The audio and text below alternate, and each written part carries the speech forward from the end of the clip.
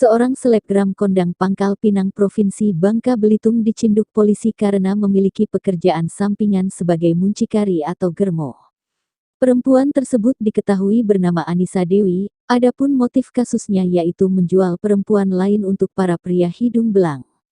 Sosok sosialita asal Bangka Belitung itu bahkan bisa mengeruk ratusan juta rupiah dari mengatur kencan para pekerja seks komersial tersebut. Selebgram dengan pengikut mencapai 26,6 ribu itu saat ini telah ditangkap polisi karena menjalankan bisnis prostitusi dan meraup jutaan rupiah dalam sehari. Polisi juga mengamankan para perempuan yang dijajakan yaitu AM, 21, dan NL, 23.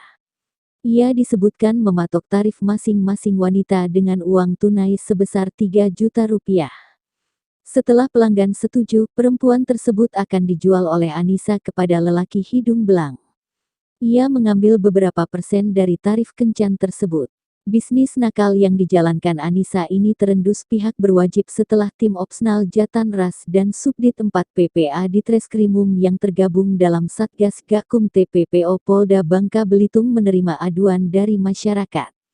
Pelaku diamankan di salah satu tempat karaoke yang tidak jauh dari lokasi pengungkapan TPPO, kata Kabid Humas Polda Bangka Belitung Kombes Polisi Jojo Sutarjo dikutip Senin, tanggal 4 September tahun 2023.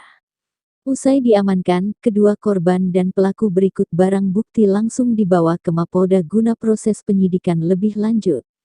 Dari tangan pelaku dan korban, polisi mengamankan barang bukti berupa uang 6 juta, 4 unit handphone, 1 unit mobil serta bil hotel.